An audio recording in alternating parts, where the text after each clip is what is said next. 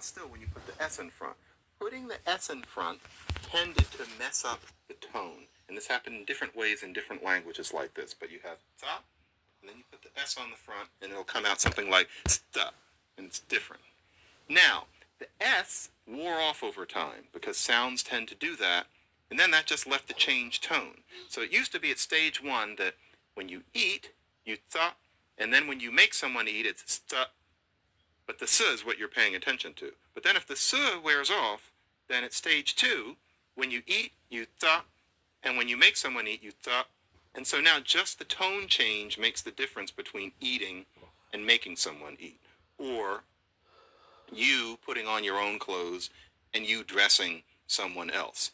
Or you drinking and you giving someone something to drink. All based on it's just a melody for them. And that's a kind of a grammaticalization too, because what started out as a little concrete piece of something is now just completely abstract. So grammaticalization works in those languages too. So that's a major aspect of how we get new stuff. Grammaticalization takes free words and wears them down into grammatical words or often just appendages to other free words. Those appendages often gradually wear away or they lose their meaning, just like we now have to be told about that little we don't think about it. But then there are always new things like this that are always coming along. So there's kind of a cycle happens with prefixes and suffixes and various other aspects of language. And in the meantime, another way that language doesn't wear down to a nub is because something happens that's often called rebracketing. And rebracketing is what happens when speakers start to have a different sense of where the end of one word and the beginning of another is than was originally the case. And so what I mean by that, for example, is that the word for my in English used to be mean. And so if you're familiar with German, it's like mein Herr, my sir, and then mean. That's the way it was. Now, if you had a name that began with E, then just like you might say something like, my Francesca, please thatch the roof, or something like that. You might say, if the word is mean, and you're talking to Ellen, mean Ellie, why don't you go churn the butter? If you're talking to Edward, mean Edward, why don't you pick the lice off of that thane over there, or whatever people were doing. And so, mean Edward, mean Ellie. But then mean became my. We know that the word that is possessive in the first person singular is my. So it's my house, my lice, my beach ball. So it's my. But that means that if you listen to somebody saying, for example, mean became mine after a while, so mine Ellie, mine Ed. If you're listening to somebody say, mine Ellie, you might think, well, if the word is my, well, then that means that the person being spoken to is not Ellie, it's Nellie. My Nellie, my Ned. And that's how those nicknames started. If you think about it, if Ellen is Ellen, where do you come up with Nellie as the nickname? What's the N? It's one of those things, you wouldn't do that on purpose. What are we going to call Ellie when we want to be really fond of her? Nellie. That makes no sense. Or particularly Edward. You have to be told that Ned is a nickname for Edward, because it really doesn't make any sense. That's because the N at the end of the old mine got caught there. So, my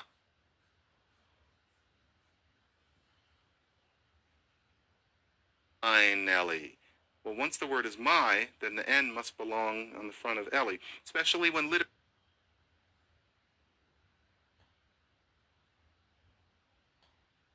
literacy isn't as common. So this is just a kid listening. Goo goo gaga ga, my Nellie. Come here, Nellie. And then it gets stuck in the language. So that's a kind of a re-bracketing. Hamburgers. And we have, I think we might vaguely sense, well, there's Hamburg, which is this town in Germany that, you probably don't want to go to. And then there's hamburger.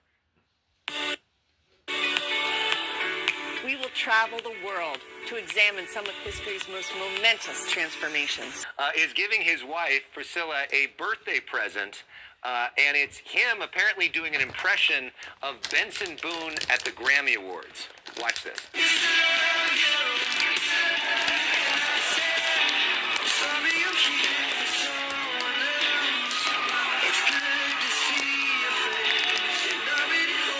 Can we just be real for a second? This is not a present for Priscilla. It is a present to himself. This is all about Mark. This is showing off his physique. Yeah. Well, I mean, you think about the kid who, you know, in the early 2000s was creating Facebook in sort of a social reject at Harvard, and now that's what he's become. It's quite. You think about him, and you think about Bezos and his jacked physique, and all these guys. Zuckerberg, we know, and we've talked about this before. He wants to fight in the UFC. He wants one fight in the UFC. Dana White is on board. And I know they've been talking about this for a year. And by the way, the thing about the fight between Elon and Musk at the Coliseum, Zuckerberg, yeah. Everybody laughed at us when we talked about that. It was real. They were going to do it, and Elon backed out. So that really happened. It seems like they've gone in different paths in terms of their physiques. You think? Zuckerberg. You think? Musk have different dietitians at this point in their lives. Hi, my name's Lexi. I'm from Phoenix, Arizona. One, I didn't know Mark Zuckerberg had all that personality. Two, if my husband does not do this for me when I'm 40, when I find a husband, I might have to just keep looking for a husband because he just set the bar so high, and I love it. You really want that for your birthday? Absolutely. I want him to show his love for me in like a very expressive way. Well, you just shot your shot on the national TV, so maybe somebody's going to come. Oh, my God.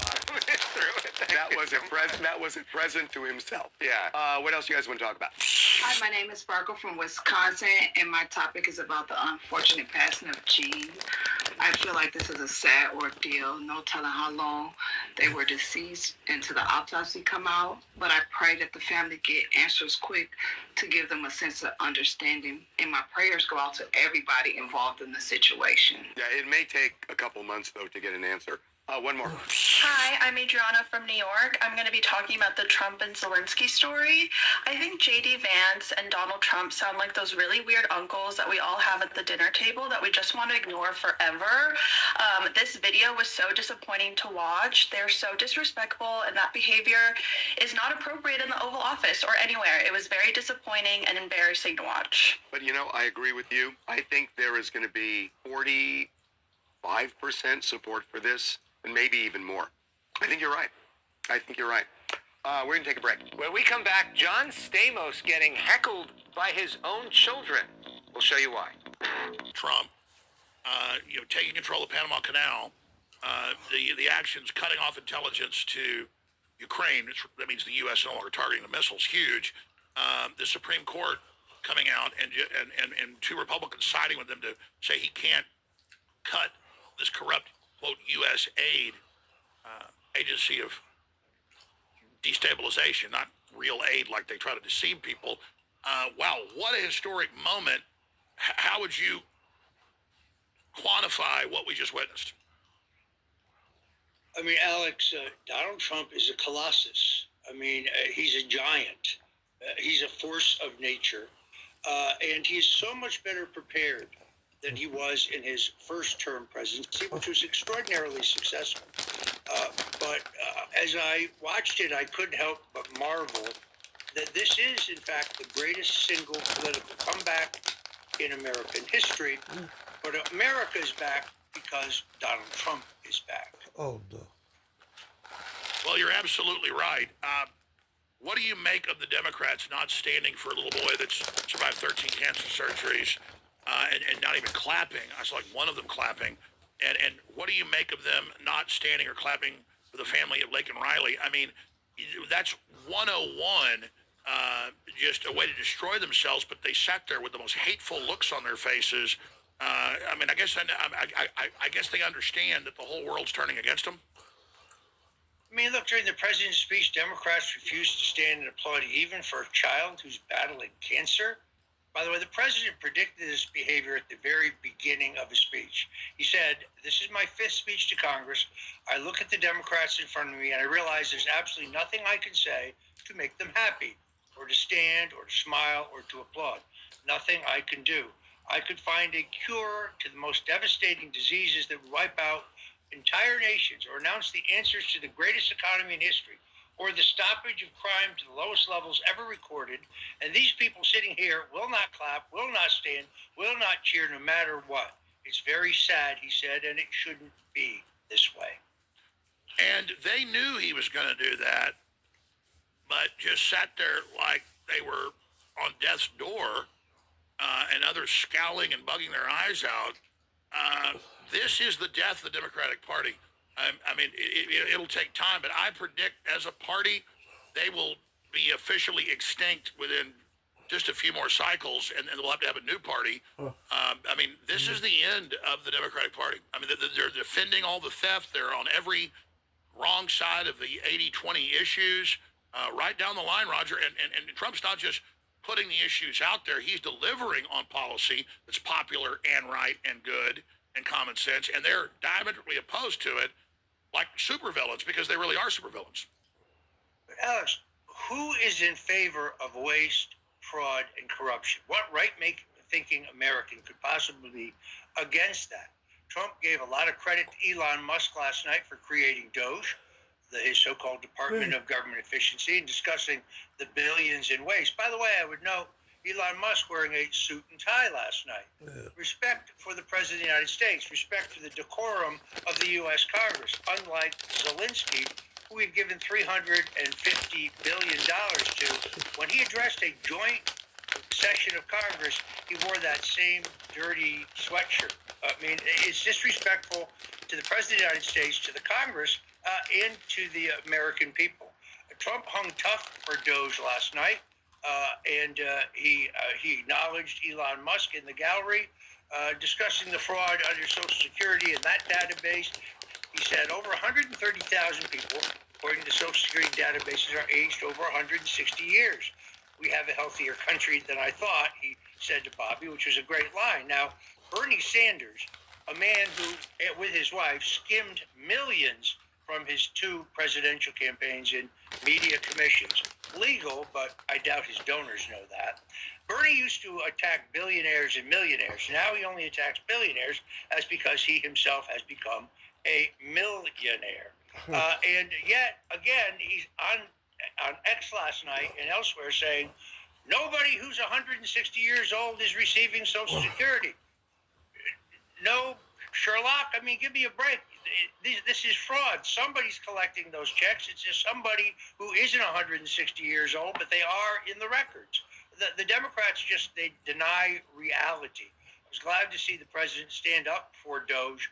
The idea that he doesn't have the executive authority to investigate waste, fraud, and corruption, or the idea that he does not have the authority to give that authority, to vest that authority in Elon Musk is completely absurd.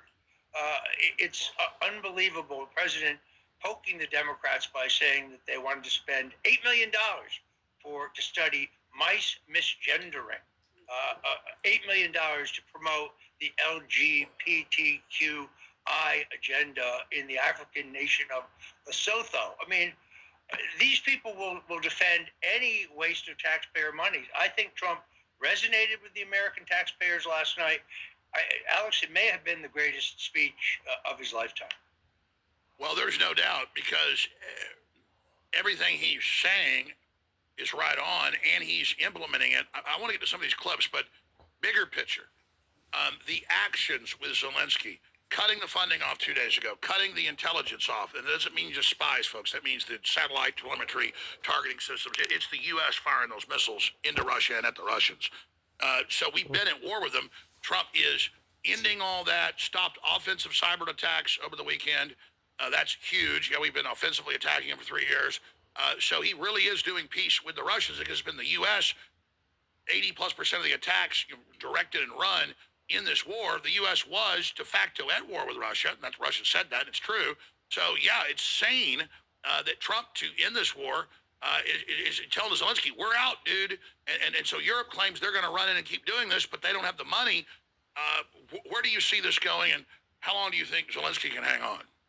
Well, first of all, I think two things. One, I'm still outraged by the fact that Anthony Blinken, Victoria Nuland, Blinken, of course, the former Secretary of State, Nuland, the former Deputy or Associate Secretary of State, the architect of the entire Ukrainian disaster going all the way back to 2014, Susan Rice, the former National Security Advisor, and Alexander Vindman, the former NSA official, meeting openly, brazenly with Zelensky, urging him not to take the peace deal put forward by Donald Trump.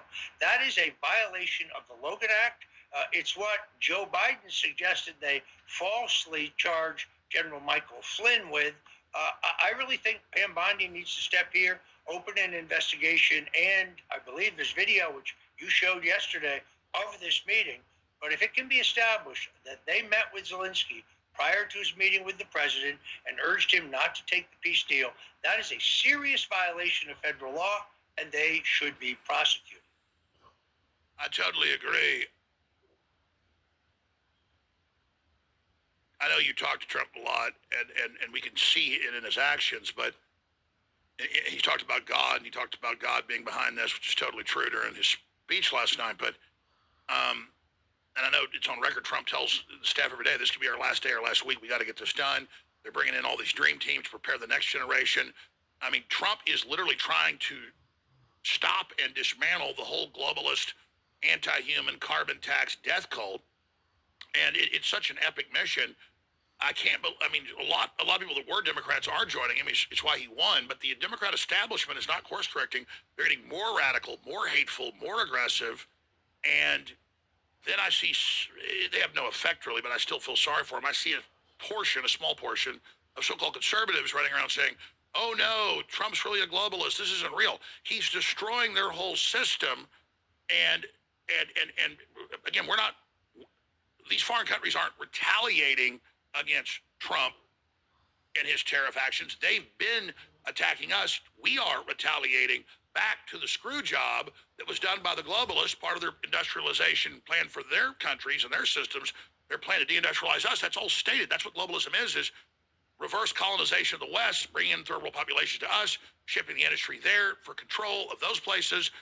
It's just insane. So at this point, we've obviously were vindicated. Trump did the best he could 8 years ago, but he got basically blocked, but still was part of the Great Awakening.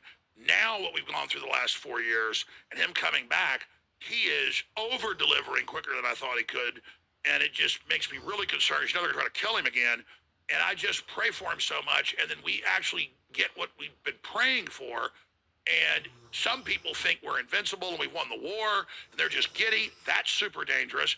Other people just sit around nitpicking all day when they ought to be doing everything they can to back Trump's agenda for world peace, stabilization, and turning the economy back on, because it's very close whether we're going to be able to get this thing turned back on. We were handed such a disaster. I mean, we are in very still dangerous situation, and I just